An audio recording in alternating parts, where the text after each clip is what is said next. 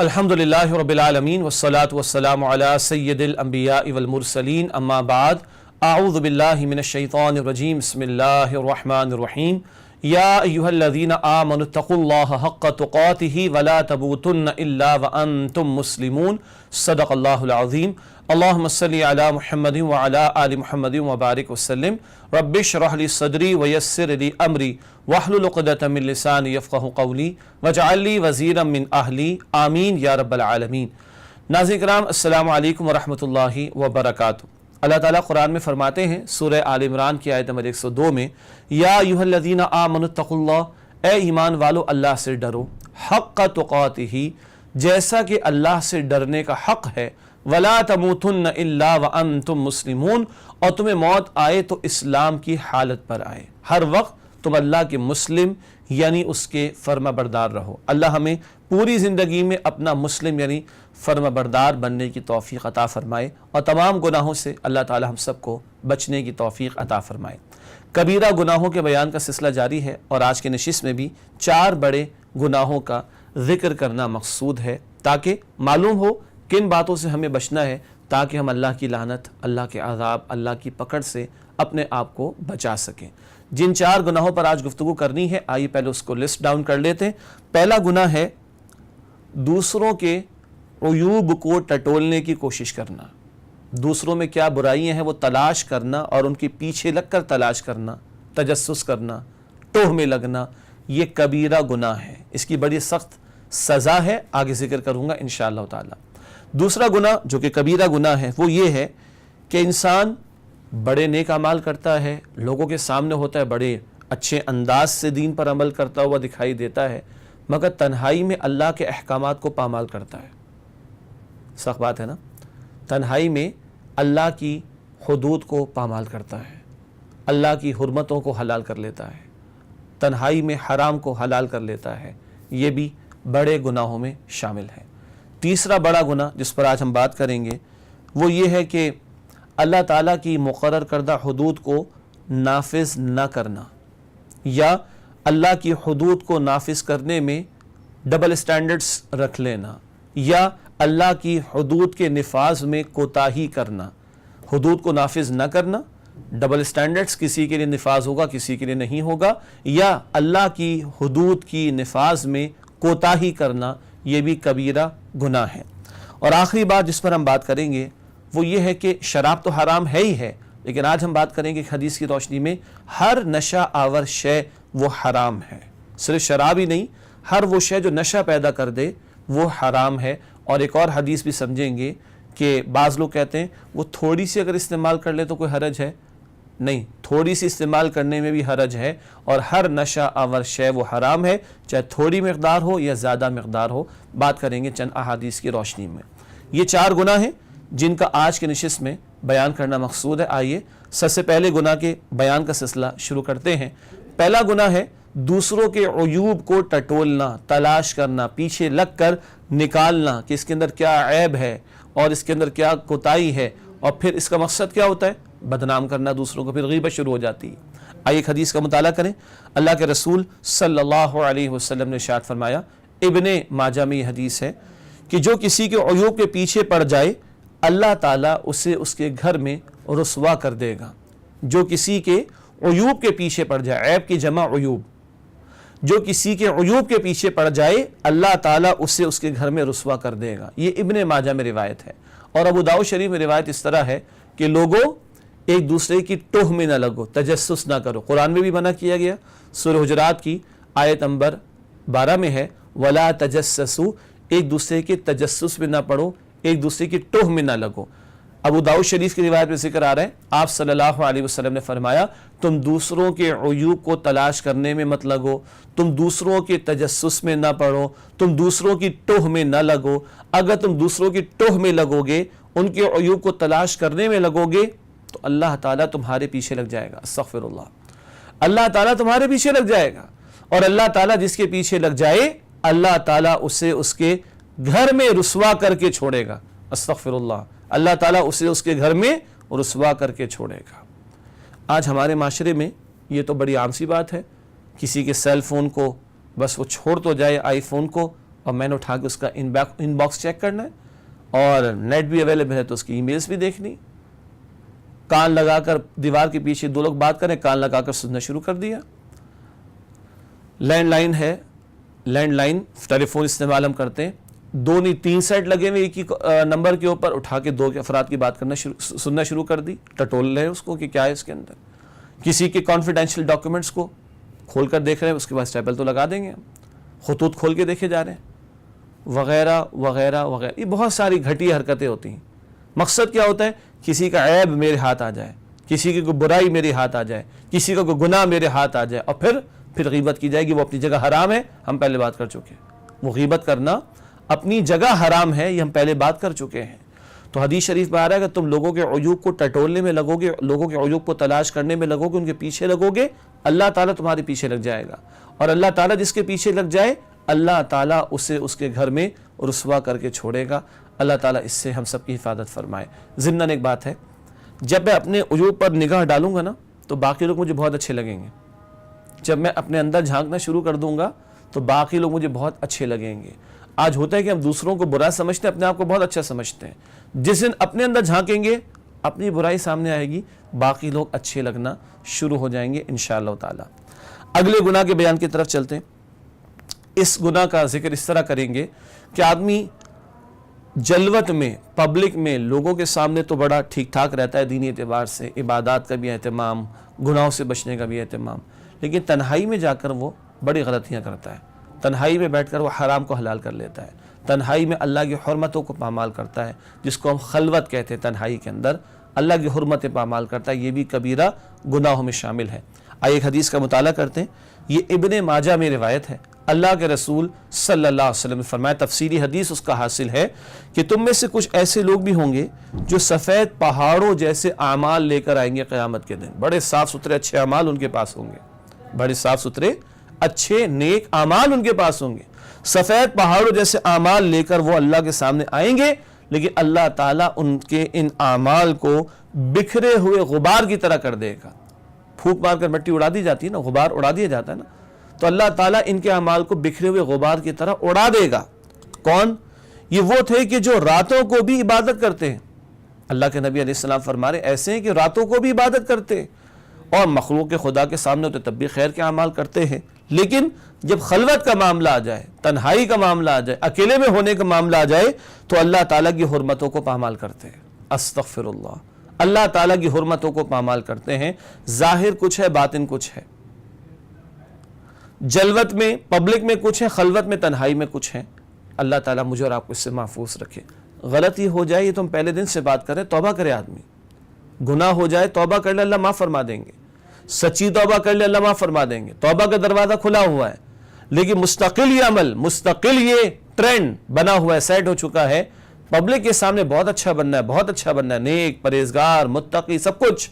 تنہائی میں بیٹھ کے اللہ کے احکامات پامال, اللہ کی حرام کردہ باتوں کو حلال کر لیا, یعنی حرام کی پاسداری نہیں کی, اس کے اندر مبتلا ہو گئے, اور اللہ تعالیٰ کی حدود کو پامال کرنا شروع کر دیا. یہ بھی کبیرہ گناہوں میں شامل.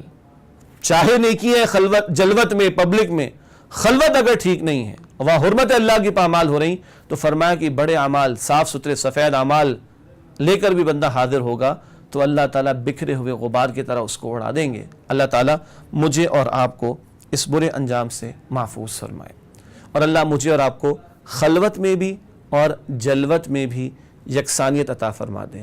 خلوت میں ہو, پبلک کے درمیان ہو, تب بھی اللہ ہمیں اپنی ہی اطاعت کی توفیق عطا فرمائے اور گناہوں سے بچنے کی توفیق عطا فرمائے. جلوت میں ہو تب بھی اللہ تعالیٰ اپنی ہی اطاعت کی توفیق عطا فرمائے, گناہوں سے بچنے کی توفیق عطا فرمائے. اور جب خلوت میں ہو تب بھی اللہ اپنی ہی اطاعت کی توفیق عطا فرمائے, اور اللہ ہر گناہ سے ہم سب کو بچنے کی توفیق عطا فرمائے.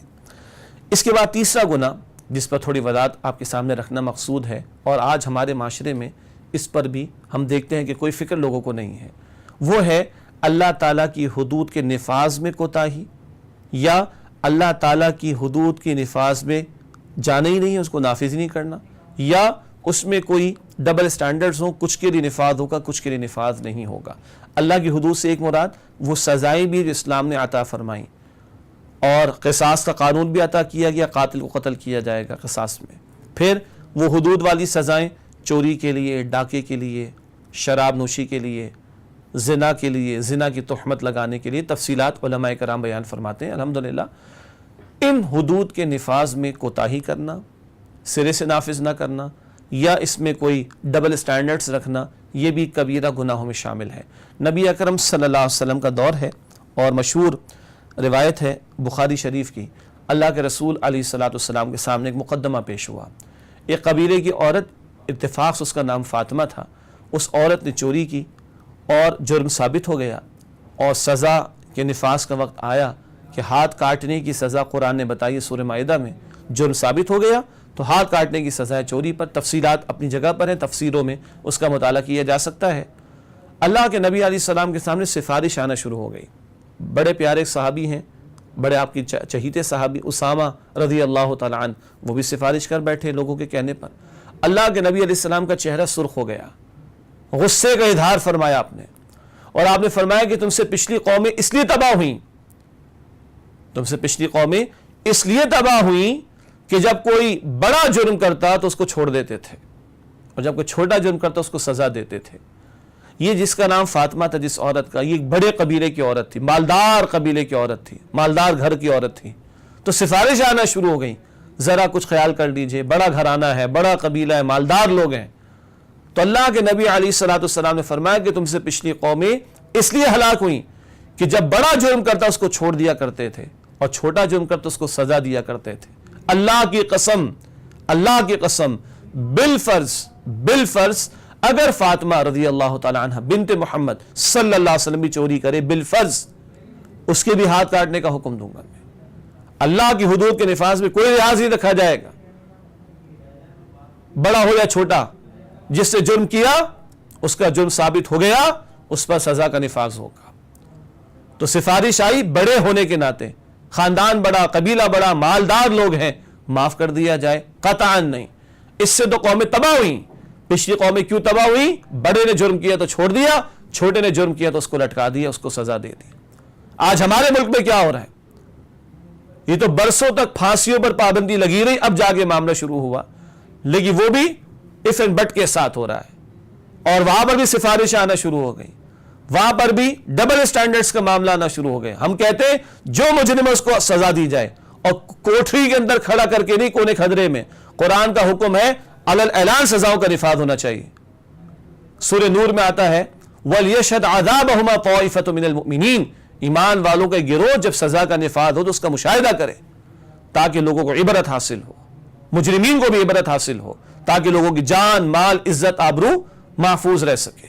تو اس اعتبار سے دیکھنے کی ضرورت ہے کہ جرم اگر ثابت ہو جائے تو سزا دی جائے، اور سزا علی الاعلان دی جائے، اور جسٹس کے تقاضے پورے کیے جائیں۔ جو واقعتاً مجرم ہے، ہمارے اس ملک کے اندر 7 سے 8 ہزار لوگوں کے لیے مقدمات موجود ہیں پھانسیوں کے حوالے سے، ان میں جو مجرم ثابت ہو اس کو سزا دی جائے اور علی الاعلان ہو۔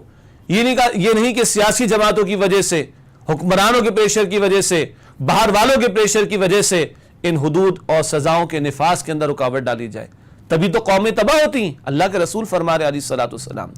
تو آج اگر کوئی جج اوائڈ کرتا ہے، آج اگر کوئی حکمراں پریشر ڈالتا ہے، آج اگر سیاسی تعلقات کی بنیاد پر کسی کو بچایا جاتا ہے، آج اگر باہر سے کال آتی ہے اور کچھ لوگوں کو چھوڑ دیا جاتا ہے، یہ سب کیا؟ یہ کبیرہ جرائم ہے، کبیرہ گناہ ہے، کہ جہاں حدود کا نفاذ پر نہیں ہوتا۔ پھر کیا ہوتا ہے؟ جنگل کا قانون ہوتا ہے اور لوگوں کی جان، مال، عزت، آبرو محفوظ نہیں رہتی۔ تو جسٹس ہونا چاہیے بالکل کلیئرٹی کے ساتھ، مجرم ہے، جرم ثابت ہو اس کی سزا، اس کا نفاذ ہونا چاہیے، چاہے کوئی بھی ہو وہ۔ ورنہ اللہ کے نبی علیہ السلام نے فرمایا بڑے نے جرم کیا تو چھوڑ دیا گیا، اور چھوٹے نے جرم کیا تو سزا دے دی گئی۔ اس جرم کی وجہ سے پچھلی قومیں ہلاک و برباد ہوئی تھیں، اور ہمارے ملک تو ہم نے اسلام کے نام پر لیا۔ اسلامی شریعت اگر نافذ نہیں، اسلامی شریعت صرف سزاؤں کا نام نہیں ہے۔ اس وقت ہم گو کے سزاؤں کے تعلق سے بات کر رہے ہیں، حدود میں سزائیں بھی داخل ہیں، لیکن حدود میں وراثت کے احکامات بھی داخل ہیں۔ اللہ اکبر کبیرہ، قرآن کہتا ہے سورہ نساء میں، ہم نے بات کی ہے اس کے متعلق پہلے بھی. تو اللہ نے بہت سارے احکامات عطا کیے کرنے کے کاموں سے متعلق، بہت سارے احکامات عطا کیے نہ کرنے والے کہ نہیں کرنا یہ کام، یہ سب بھی حدود میں شامل ہیں اور سزائیں بھی حدود میں شامل ہیں. ہم ان کے نفاذ کی اس وقت بات کر رہے ہیں، ورنہ ایز اے ہول شریعت کا نفاذ اس پر گفتگو ہوتی ہے اور ہونی بھی چاہیے. لیکن جو لوگ یہ کام نہیں کر رہے، جن کے پاس اختیار اور اقتدار موجود ہے اور جس میں یہ حدود کا نفاذ بھی شامل ہے، اگر نہیں نافذ کرتے شریعت کو اور حدود کو، تو قرآن کہتا ہے سورۃ المائدہ میں، اللہ اکبر، من لم يحكم بما انزل اللہ فاولئک هم الکافرون، من لم يحكم بما انزل اللہ فاولئک هم الظالمون، من لم يحكم بما انزل اللہ فاولئک هم الفاسقون. سورہ مائدہ کی آیت نمبر 44، 45، 47. جو لوگ اللہ کے نازل کردہ کلام کے مطابق فیصلے نہیں کرتے وہ کفر کر رہے ہیں، وہ ظلم یعنی شرک کر رہے ہیں، وہ فسق یعنی نافرمانی کر رہے ہیں. اس کی تفصیلات ہیں جو علماء کرام نے بیان فرمائی، مگر اللہ کے حکم کا نفاذ نہ کرنا یہ کافرانہ طرز عمل ہے، یہ ظالمانہ طرز عمل ہے، یہ فاسقانہ مجرمانہ طرز عمل ہے. یہ قرآن ہمیں بتاتا ہے. اتنے بڑے جرائم ہو رہے ہیں ہمارے ملک میں. اللہ تعالی ہمیں، ہمارے حکمرانوں کو، ہمارے ذمہ داروں کو سمجھ عطا فرمائے اور ان گناہوں سے بچتے ہوئے شریعت کے نفاذ اور اللہ کی حدود کے نفاذ کی توفیق عطا فرمائے. چلتے ہیں بات کو آگے بڑھاتے ہوئے اور چوتھے اور آخری، آج کی نشست کے اعتبار سے چوتھے اور آخری گناہ کا ذکر کرتے ہیں، اور وہ نشہ آور اشیاء کے استعمال سے متعلق ہے. شراب تو حرام ہے، ویسے اس کے بارے میں بحث کرنے والے لوگ ہمارے ملک میں بھی موجود ہیں، لیکن پوری امت کے اسلاف کا اتفاق کہ شراب حرام ہے، قرآن حکیم کی تعلیمات کے مطابق بھی اور نبی کریم صلی اللہ علیہ وسلم کی احادیث کی وضاحت کے ذیل میں بھی. شراب تو حرام ہے، لیکن ہر نشہ آور شے حرام ہے. یہ بات بھی اللہ کے نبی صلی اللہ علیہ وسلم نے بیان فرمائی. چنانچہ حدیث ہے بخاری شریف میں، آپ صلی اللہ علیہ وسلم نے فرمایا ہر نشہ آور شے حرام ہے. صرف شراب ہی نہیں، ہر نشہ آور شے حرام ہے کہ جس سے انسان کی عقل میں فتور آ جائے اور اعضاء میں ایک ایسا سرور کا معاملہ کہ وہ آپے سے باہر ہو جائے. یہ تفصیل علماء فقہا بیان کرتے ہیں. میں نے وہاں سے دو جملے آپ کے سامنے رکھے. عقل میں فتور آ جائے کہ انسان اپنے قابو میں نہیں، اور اعضاء میں ایسا سرور آ جائے کہ انسان بے قابو ہو چکا ہو. پھر وہ جو اول فول بکتا ہے انسان اور بےہودگی کی حرکتیں کرتا ہے، معروف باتیں ہیں. عقل میں فتور اور اعضاء میں سرور کا معاملہ ایسا کہ آپے سے باہر. تو ہر نشہ آور شے حرام ہے، چاہے وہ شراب ہو یا وہ اور کوئی شے لیکوڈ کی صورت میں اور کسی اسموک کی صورت میں یا کوئی اور شے ہو. میں نام نہیں دیتا آپ کے سامنے. وہ اشیاء کے جو یہ نشہ انسان کے اندر پیدا کرے، عقل میں فتور اور اعضاء میں سرور، اللہ کے نبی علیہ السلام نے فرمایا، بخاری کی روایت ہے، ہر نشہ آور شے حرام ہے. اور بعض لوگ شراب تک کے بارے میں کہہ دیتے ہیں کہ نہیں، وہ زیادہ پیے تو آدمی کو نشہ چڑھتا ہے، تھوڑی پی لینے میں کیا حرج کی بات ہے. معاذ اللہ ثم معاذ اللہ. یہ کچھ عقل پرستوں کا آرگیومنٹ ہے، یہ کچھ عقل پرستوں کا آرگیومنٹ ہے. اللہ تعالی ہمیں ایسی عقل پرستی سے بچائے کہ جو اللہ اور رسول کے واضح حکم کے مقابلے میں استعمال کی جائے. ایسی عقل جو اللہ اور اللہ کے رسول کے واضح حکم کے مقابلے میں استعمال کی جائے وہ تو شر ہے. شیطان نے بھی عقل لڑائی تھی اللہ کے واضح حکم کے مقابلے میں کہ سجدہ کرو آدم کو. اس نے عقل لڑائی کہ نہیں میں اعلیٰ یہ ادنا، تفصیلی واقعہ آپ کے علم میں ہوگا. عقل غلط جگہ استعمال کی. تو کچھ عقل پرست یہ کہتے ہیں کہ زیادہ پیئے تب نشہ چڑھتا ہے، تب جا کے حرام ہوتی ہے، اس سے پہلے نہیں. انا للہ و انا الیہ راجعون. یہ تو عقل پرستوں کی توجیہ ہے جو کہ باطل ہے. ابو داؤد شریف کی روایت ہے، اللہ کے رسول صلی اللہ علیہ وسلم نے ارشاد فرمایا کہ جس شے کی زیادہ مقدار نشہ کرے اس کی تھوڑی مقدار بھی حرام ہے. بات واضح ہوگی، اصول آ گیا. جس شے کی زیادہ مقدار نشہ کرے اس کی تھوڑی، اتنی تھوڑی بھی نہیں، اتنی سی مقدار، وہ قطرے ہی کی مانند کیوں نہ ہو، وہ بھی حرام ہے. اللہ کے رسول علیہ السلام نے فرما دیا. ان عقل پرستوں کی یہ شر والے آرگیومنٹس کی بنیاد پر ایسی حرکتیں اگر کچھ لوگوں نے شروع کر دی تو وہ اپنے دین کو اور ایمان کو بھی برباد کریں گے، اپنے جسم اور صحت کو بھی برباد کریں گے. اللہ کے نبی علیہ السلام فرما رہے جس شے کی زیادہ مقدار نشہ پیدا کرے اس کی تھوڑی سی مقدار بھی حرام ہے.